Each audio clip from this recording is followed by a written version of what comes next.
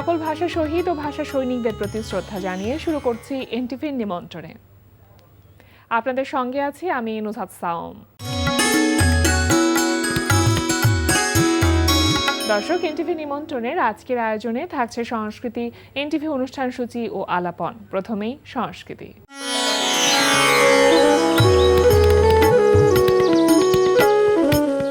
Gallery Keir website gallery কায়া contemporary art সেন্টারে অনুষ্ঠিত হচ্ছে ৭৯ জন শিল্পীর ৩৫৫টি চিত্রকর্ম নিয়ে আর্ট এফোর্ডেবল ফেস্টিভ্যাল।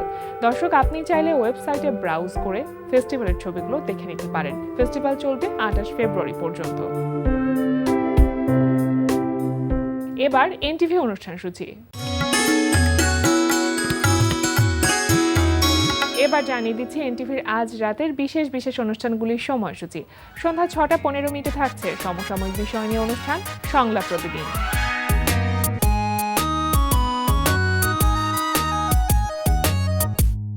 সন্ধ্যা ৬টা ৪৫ থাকছে খেলাধুলা বিষয়ক অনুষ্ঠান গ্যালারি।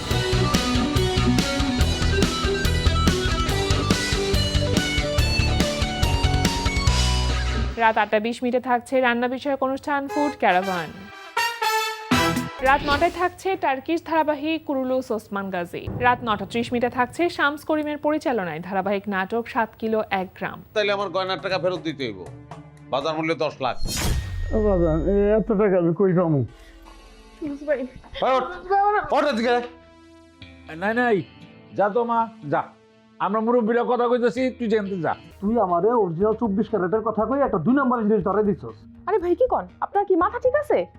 ও বুঝছি, সব টাকা একা হাতানোর ফোন দি, তাই না? হ্যাঁ, আমার লগে বাটপারি। ৭ কিলোর একটি গ্রাম। রাত ১১টা ৩০ সরাসরি সম্প্রচার হবে টক শো এই সময়।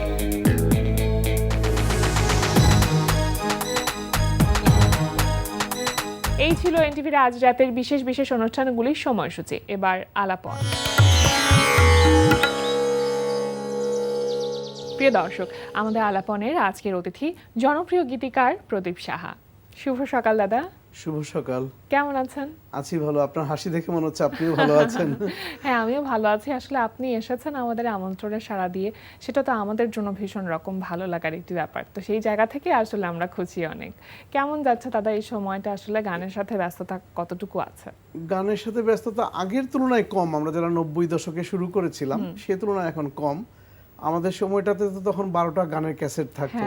এখন তো সিঙ্গেল ট্র্যাক, অডিও অ্যালবাম থাকতো। এখন তো সিঙ্গেল ট্র্যাক, একটা করে গান রিলিজ হয়। তারপরও আছি, কাজ করে যাচ্ছি, নতুন পুরাতন মিলিয়ে সবার সাথে কাজ করছি। নতুনদের কাজটা একটু বেশি করা হচ্ছে আর কি। দাদা, আপনি সেই ৯৭ ও ৯৯ থেকে কাজ করা শুরু করেছেন এবং আজ অবধি এই ইন্ডাস্ট্রিতে আপনার অবদান আসলে চোখে পড়বার মতন। আমরা দেখেছি অনেক জনপ্রিয় গান আসলে আপনার হাত দিয়ে এসেছে, আপনার সৃষ্টি থেকে আমরা পেয়েছি। তো সেই জায়গা থেকে যে সময়ের সাথে সাথে একজন সৃষ্টিশীল মানুষকে যে পরিবর্তন করতে হয় নিজেকে, বা সময়ের সাথে চলতে হয়, সেই জায়গাতে কোথাও গিয়ে এখন একটু ধাক্কা খান কিনা? ধাক্কা আসলে বেসিক্যালি খাই না। গানটাকে এত বেশি ভালোবাসি তো আমি এটার মধ্যে ঢুকে যাওয়ার চেষ্টা করি। দেখেন, আমি কিন্তু জীবনে প্রথম ক্যারিয়ারে গান লেখা শুরু করেছিলাম সিনিয়র কুমার শরীর, সাবিনা আপা, রুনালা আপা, তারপর আপনার রবি চৌধুরী, মনি খান, ওদের গান দিয়ে। তারপর আসিফ আকবর আসলো, ব্লাস্ট করলো। তারপর এখন আমার মেয়ের বয়সী ঐশীর গানও আমার অ্যালবাম করেছে, আমি চরমভাবে গান করে যাচ্ছি। বা আমার মেয়ের বয়সী, ছেলের বয়সী ওরা আসতেছে, ওদের গানও করে যাচ্ছি। তো ভালোবাসার জায়গাটা ঠিক থাকলে আমার মনে হয় সমস্যা হয় না। সেটা তো অবশ্যই, কিন্তু সময়ের সাথে সাথে তো নতুন প্রজন্মের টেস্ট বা রুচির জায়গাটা অনেকটা বদলে যায়, সেটা তো নিশ্চয়ই ধরতে হয়। অবশ্যই সেই পালসটা বুঝতে হবে, ওরা কি চায়, ওদের সাথে কমিউনিকেশনটা থাকতে হবে, তাহলেই সমস্যা। সেক্ষেত্রে মনে হয় আপনার, আপনি বলছিলেন, আমাকে গল্প করছিলেন যে ক্লাস 7-এ পড়ে আপনার মেয়ে, সে মনে হয় আপনাকে অনেকটা হেল্প করে এই প্রজন্মের রুচিটা আসলে কেমন সেটা বুঝবার জন্য। গান বাজনার মধ্যে একেবারেই নেই, কারণ পড়াশোনা নিয়ে ব্যস্ত। আর ওর মায়ের খুব নিষেধ আছে যে গান বাজনা এসবের মধ্যে যেন না ঢোকে। তবে আমি কেন জানি পারি, বোঝার চেষ্টা করি, প্রচুর গান শুনি, প্রচুর এই প্রজন্মের ছেলে মেয়েদের সাথে মেলামেশার চেষ্টা করি, যারা শিল্পী আর কি আসে, হয়ে যায়, চেষ্টা করি, কমিউনিকেশনটা বোঝার চেষ্টা করি, ধরার চেষ্টা করি, হয়ে যায়, সমস্যা হয় না। দাদা, একেবারে শুরুর দিকে যদি চলে যেতে চাই, তাহলে সেই অনেক ছোটবেলা থেকে ক্লাস 9 থেকে আপনি আসলে গান লেখা শুরু করেছেন। তখন কি মনে হয়েছিল যে আমি আসলে একজন গীতিকার হতে চাই, বা এই জায়গাটা সম্পর্কে আসলে পরিচিতি ছিল কিনা? আসলে আব্বু, আমি জীবনে গীতিকার হওয়া ছাড়া কোনো কিছু হতে চাইনি। আমি জীবনে ডাক্তার হতে চাইনি, ইঞ্জিনিয়ার হতে চাইনি, কোনো অফিসার হতে চাইনি, আমি কোনো কেরানি হতে চাইনি, কিছুই হতে চাইনি। যদিও বাবা মায়ের একমাত্র সন্তান ছিলাম, আমি পুত্র সন্তান, হ্যাঁ বড় সন্তান, অনেক আশা ছিল ছেলে ডাক্তার হবে বা ইঞ্জিনিয়ার হবে, কিন্তু আমার কাছে এসব কিছুই ভালো লাগতো না, পড়াশোনায় ফাঁকি দিতাম। তো আমি জীবনে শুধুমাত্রই গীতিকার হতে চেয়েছিলাম, আর কিছু হতে চাইনি। যে কারণে আমি 1999 সালের পরে এসিআই ফার্মাসিউটিক্যালসের মতো একটা মিড ম্যানেজমেন্টের লেভেলের জব ছেড়ে দিয়ে আমি গীতিকার হব, একদম প্রফেশনাল। প্রফেশনালি চাকরি ছেড়ে দিয়েছি গীতিকার হব বলে, এবং আমি চেষ্টা করেছি এবং আমার সৃষ্টিকর্তা আমাকে সাহায্য করেছে, আমি গীতিকার হতে পেরেছি। আপনারা আমাকে চিনেছেন, জেনেছেন, মন থেকে চেয়েছেন বলে তো মন সেটা থেকে সম্ভব চেয়েছি। হচ্ছে। হ্যাঁ, তো মন থেকে চাইলে আমার মনে হয় আটকায় না কোনো কিছু। স্কুল লাইফে তো নিশ্চয়ই অনেক কিছু লেখালেখি করা প্রচুর হতো, প্রচুর ক্লাস 7 8 সেগুলো 9 থেকে কি এখন কালেকশনে আছে এগুলো লেখাগুলো? মাঝে মাঝে দেখলে হাসি, খাতায় লেখা আছে, হাসি আসে, সেই বয়সের লেখা। তারপরে আসলে যখন 99-এ একেবারে প্রফেশনালি শুরু করলেন, তখন আসলে ওই এন্ট্রিটা বা ওই সুযোগটা আসলে কিভাবে তৈরি হচ্ছিল? সুযোগটা হয়েছে কি, এর 99 এর আগে থেকে লেখা টুকটাক মানে হয়ে চলছিল। তো চলার পরে তারপর হুট করে আসিফ যখন ব্লাস্ট হয়ে গেল, রাজেশের সুরে আমার লেখায়, আসিফ আকবরের গাওয়া, তখন থেকে আমাদেরকে আর পিছনে ফিরে তাকাতে হয়নি। তিনটা নতুন নাম একসাথে ব্লাস্ট হয়ে গেল, আপনি, আসিফ আকবর, রাজেশ আর আসিফ প্রদীপ শাহ আর আকবর। রাজেশ আর কি। হ্যাঁ। তো ওই যে ভালো কিছু করতে থাকলে, ওই যে আগুন থাকলে কিন্তু উত্তাপ বেরোবে, কিন্তু আমি এটা বিশ্বাস করি খুব। তো চেষ্টা করেছি, আমার সৃষ্টিকর্তা আমাকে সহায়তা করেছে। তখন তো আসলে আপনারা তিনজনই নতুন ছিলেন তিনজনই ইন্ডাস্ট্রিতে, নতুন, আমাদের কেউ চিনতো না তার আগে। তখন আসলে কাজ করতে গিয়ে, এখন তো সময়ের সাথে সাথে আপনাদের ওই রসায়নটা তৈরি হয়ে গেছে, সিঙ্কটা তৈরি হয়ে গেছে, জি। কিন্তু শুরুতে তো সেটা ছিল না। শুরু যখন করেছিলেন একসাথে তিনজন, তখন আসলে কেমিস্ট্রিটা কেমন ছিল? শুরুতে আসলে রাজেশ তো তখন খুব ছোট বয়সে, ও মিরপুর বাংলা কলেজে অনার্সে মাত্র ভর্তি হয়েছে, সেই সময় ওর সাথে আমার পরিচয়। কিন্তু ছেলেটা অনেক ট্যালেন্টেড, ওর মেধা থেকে আমার কাছে খুব ভালো লেগেছে। তো আমি চেষ্টা করলাম ওকে সুরকার বানানো যায় কিনা, বললো যে হ্যাঁ আমি ভালো সুর করতে পারি, আর চেষ্টা করে দেখেন। তো ওকে দিয়ে চেষ্টা করতে করতে দেখলাম যে চমৎকার মেধাবী ছেলে, চমৎকারভাবে সুর করে। তো আসিফ আকবরের গানই আমাদের প্রথম না, এর আগে আমাদের প্রবঞ্চনা নামে একটা অ্যালবাম বেরিয়েছিল, ওখানে আপনার অ্যান্ড্রু কিশোর, কুমার বিশ্বজিৎ, রবি চৌধুরী, মনির খান বেরিয়েছিল, বাট অ্যালবামটা সেভাবে ক্লিক করেনি, বাট গানগুলো অনেক ভালো ছিল। তো ভালো গান হলেই তো সবসময় ক্লিক করে না, কিন্তু আমাদের তিনটা নাম একসাথে ক্লিক করেছে আসিফ আকবরের মাধ্যমে। এরপর থেকে আমাদের আর পিছনেই ফিরে তাকাতে হয়নি, মানে এক্সপ্রেস ট্রেনের মতো চলছিল আর কি আমাদের সবকিছু। আপনারা আসলে কাজটা কিভাবে করতেন? যে এখন তো অনেক সময় আমরা দেখি যে কেউ গান লিখছেন এবং তারপরে শুটটা আসলে করা হচ্ছে, নাকি আপনাদের ক্ষেত্রে শুটটা আগে করা হতো, গানটা লিরিকটা পরে লেখা হতো, মানে কিভাবে আসলে আপনারা select রাজেশের করতেন? সাথে আমার বোঝাপড়াটা ছিল এরকম, রাজেশকে প্রথমে আমি একটা গানের 4টা লাইন দিতাম, আচ্ছা, যে রাজেশ এই 4টা লাইন দিলাম, চেষ্টা করো। হ্যাঁ, তখন রাজেশ চেষ্টা করলে কখনো কখনো ওর সুরের প্রয়োজনে, আবেগের প্রয়োজনে আমি 2টা শব্দ কমাই, 2টা শব্দ বাড়াই, আচ্ছা, একটা লাইন কমাই, একটা লাইন বাড়াই, বা অন্তরটা বলি তুমি তাহলে এইটার সাথে মিল রেখে অন্তরটা সুর করো, অন্তরটা তখন কথা বসিয়ে দিই, সিটিং এর মাধ্যমে, মানে বোঝাপড়ার মাধ্যমে। কখনো আমি ছাড় দিই, কখনো ও ছাড় দেয়, হ্যাঁ, সেভাবে বোঝাপড়ার মধ্যে। এটা আসলে বলে বোঝানো যাবে না। এক রাজেশের সাথে আমার 3000 গান আছে, মানে বিশ্বের কোথাও গীতিকার মানে আপনার মোট 5,500 গান গান release হয়ে রিলিজ গেছে। হওয়া গানের মধ্যে রিলিজ হয়ে গেছে, 3,000 গানই রাজেশ তার সাথে। রাজেশ করেছে। আচ্ছা, তখন অন্যান্য শিল্পীরা আসলে কোনো কিছু বলতেন না যে তখন আসিফ আকবরের সাথে শুধুমাত্র কাজ করছেন আপনারা, অন্যান্য শিল্পীরাও নিশ্চয়ই আপনাদের সাথে কাজ করতে হ্যাঁ, সব চাইতেন? কোম্পানি, হাসির ব্যাপার কি, তখন তো ক্যাসেটের দুনিয়া ছিল, তো নতুন কোনো শিল্পী ক্যাসেট নিয়ে কোম্পানিতে জমা দিতে গেলে বলতো কি ক্যাসেট তো চলবে না, প্রদীপ শাহ রাজেশের মাধ্যমে 5টা গান আরো করে নিয়ে আসেন, আচ্ছা, নাহলে ক্যাসেট চলবে না। তাহলে তারা পোস্টারে বা ক্যাসেটের কাভারে নামটা দিতে পারবে প্রদীপ শাহর কথায়, রাজেশের সুরে, হ্যাঁ, মানে না আমাদের ভ্যালুটা মানে এতখানি আপ হয়ে গিয়েছিল আর কি। নামের ভ্যালুটা অনেকটা নামের বেড়ে ভ্যালুটা। গেছে। তখন দেখা গেছে যে ওই লোক গান করেছে কষ্ট করে, টাকা পয়সা খরচ করে, কেউ কেউ জমিও বিক্রি করে এসেছে, কেউ গাছ বিক্রি করে এসেছে, একটা ক্যাসেট করেছে, তখন বাধ্য তাকে আবার 40-50 হাজার টাকা খরচ করে আবার 4টা-5টা গান করতে হচ্ছে প্রদীপ সাহার কথায়, রাজেশের সুরে। আচ্ছা, মানে আপনি নিজে যখন গানটা লিখেন তখন আসলে আপনার ভাবনাটা কি থাকে? শিল্পী একটা বড় বিষয়, যে কোন শিল্পীর জন্য আপনি গান লিখছেন, আপনার গান লিখবার প্রক্রিয়াটা কেমন? আমার গান লেখার প্রক্রিয়াটা, আমি প্রথমে কার জন্য, কোন শিল্পীর জন্য গানটা লিখবো এটা প্রথমে মাথায় নিই, মাথায় নেওয়ার পরে গানটা কি স্যাড মোডের হবে নাকি রোমান্টিক মোডের হবে সেটা মাথায় নিই, ওকে, মাথায় নিয়ে তখন আমি প্লট চিন্তা করি। তো কেন জানি আমি চোখ বন্ধ করলেই না প্লট পেয়ে যাই, আচ্ছা, ওই ডুব দিলে অনেক কিছু পেয়ে যায়, মানে আর কি। গল্প একটা, অনেক গল্প পেয়ে যায়, হ্যাঁ, সাজানো গল্প পেয়ে যায়। হ্যাঁ, বাহ, এটা মানে তো মন দারুণ। থেকে গান লেখাটাকে আমি ভালোবাসি, তো এটা এটা তো চেয়েছিলাম। মনে হয় এটার জন্য দাদা বই পড়বার অনেক না না, আমি দরকার পড়ে। পড়াশোনা, আমার বই পড়া, সাহিত্য পড়া, উপন্যাস পড়া, কবিতা পড়া এগুলো হয়নি আমার জীবনে। আচ্ছা, কিন্তু আমি তো জানি যে যারা অনেক বেশি কবিতা পড়েন তাদের এগুলো জন্য অনেক জরুরি। যারা হ্যাঁ। গান লেখে, গীতি কবিতা আর কবিতা তো প্রায় একই জিনিস প্রায়, হ্যাঁ এগুলো খুব বেশি জরুরি। কবিতার বই পড়া, নিজেকে সমৃদ্ধ করা, কিন্তু কেন জানি আমারটা উল্টো নিয়মে ঘটেছে। আমি জীবনে কোনোদিন কবিতার বই পড়িনি। মনে হয় প্রকৃতি চেয়েছে হ্যাঁ, যে আপনি সবকিছু আসলে মিলে। গান লিখেন। মানে ভালোবাসার জোরটা এত বেশি ছিল যে আমি পারবো, আমার দ্বারা হবে, হ্যাঁ সেইভাবে চেষ্টা করতাম। আর আমারটা তো আমার মতো করে করার চেষ্টা করতাম, তো সেই আমার মতো বিষয়টাকে মানুষরা নিয়েছে। আচ্ছা যে দুঃখের গানগুলো, কষ্টের গানগুলো যেভাবে এসেছিল আসিফ আকবরের কণ্ঠে, হ্যাঁ, হ্যাঁ। সেটা একটা নতুন স্টাইল ছিল। হ্যাঁ। এর আগে কিন্তু ওইভাবে মানুষ গান লিখতো না। জি দেখা যাচ্ছে একটা গানের মুখরা 13-14 লাইনের, এর আগে এরকম হইতো না, অন্তরাতে গিয়ে মাত্র 2 লাইন। আচ্ছা মানে স্টাইলটাই প্রথমে চেঞ্জ হয়ে গিয়েছিল আর কি। ওকে, আপনি অডিও অ্যালবাম ইন্ডাস্ট্রিতে যে পরিমাণ গান লিখেছেন ততটা গান আসলে প্লেব্যাকের জন্য লেখা হয়নি, মানে Playback এটার এর জন্য হচ্ছে- কি কোনো কারণ আছে না, specific? বিশেষ কোনো কারণ নেই, কেন জানি না ওই প্লেব্যাকটার মধ্যে ঢোকা হয়নি। আমাকে শওকত আলী ইমন ভাই, ইমন সাহা দাদা বারংবার আমাকে বলেছে যে প্লেব্যাকে গান লেখার জন্য। কেন জানি না অডিওতে এত বেশি ব্যস্ত ছিলাম, আর অডিওটাকে আমার নিজের একটা জগৎ বলে মনে হতো। তো আমাকে ফিল্ম কখনো সেভাবে টানেনি, আচ্ছা লিখিনি সেরকম না। আমি দেখেছি ভারত বাংলাদেশের যৌথ প্রযোজনা ছবি প্রিয় সাথী যেটা ছিল, এরকম অন রিকোয়েস্টে কিছু কিছু ছবিতে আমি গান লেখার সুযোগ হয়েছে আমার, কিন্তু সেভাবে আমাকে টানে নাই কখনো বাংলাদেশের চলচ্চিত্রে গান লিখবো। যদিও এটা অনেক উচ্চাঙ্গের ব্যাপার, ফিল্ম অনেক বিশাল প্ল্যাটফর্ম, কিন্তু আমার ওখানে আসলে ব্যস্ত হওয়ার সুযোগ আকর্ষণটা ঘটেনি। কাজ করেনি খুব হ্যাঁ, আমি একটা। অডিওতে এত বেশি ব্যস্ত ছিলাম, হ্যাঁ প্রতিদিন 6টা-7টা গান আমাকে লিখতে হয়েছে, বুঝেন এবার।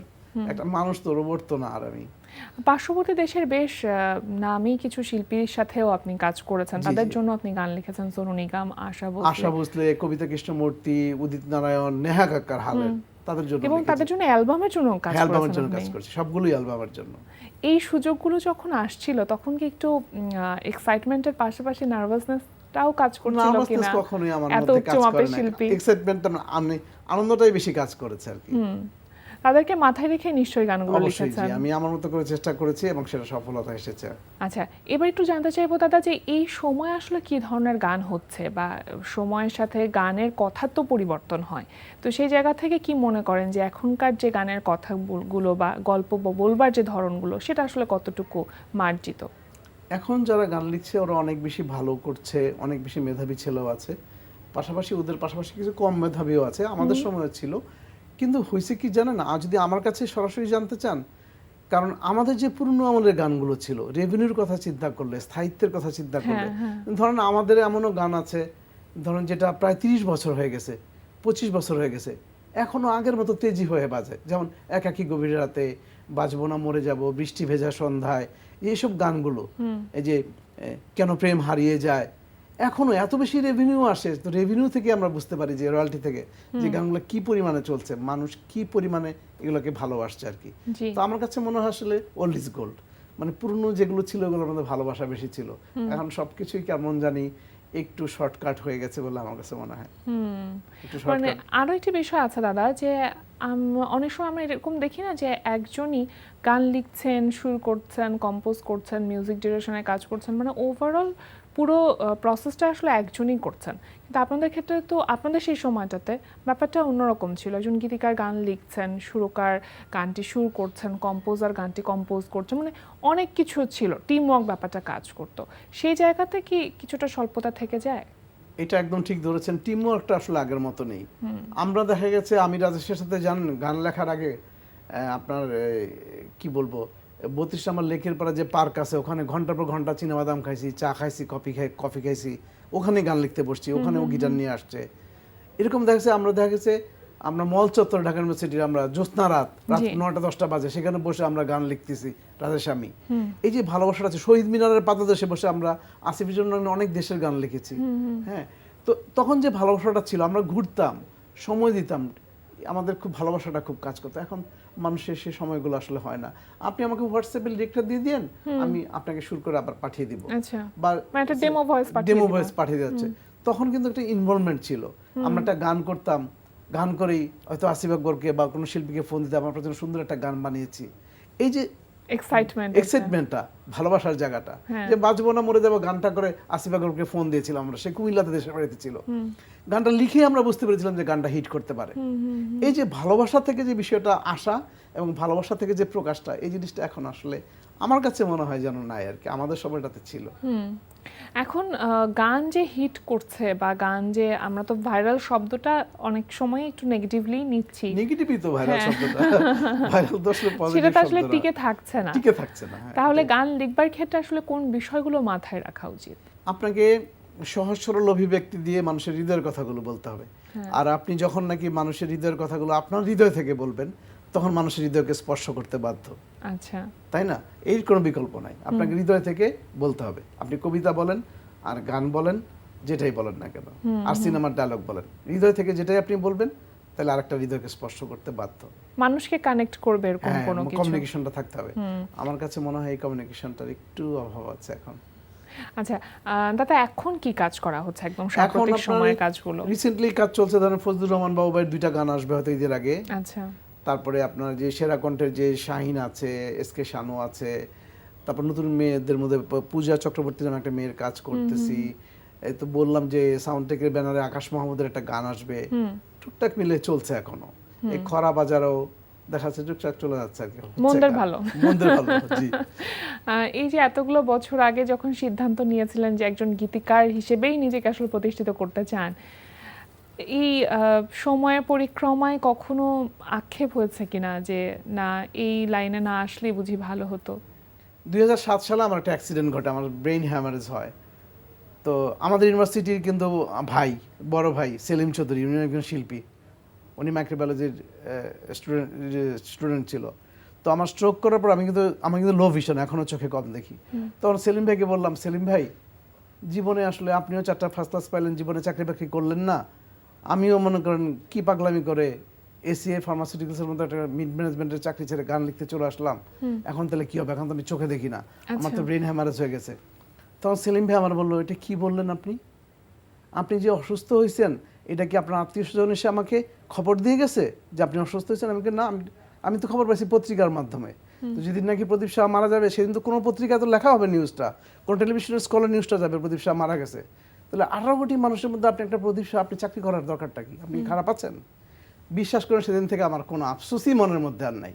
আমি প্রদীপ শাহ ঠিক আছি, ভালো আছি, আলহামদুলিল্লাহ, অনেক বেশি শুকরিয়া। যা কিছু অনেক। পাওয়া গেছে তাই সেটা অনেক। প্রত্যাশার চাইতে বেশি। প্রত্যাশার চাইতে অনেক বেশি, জি।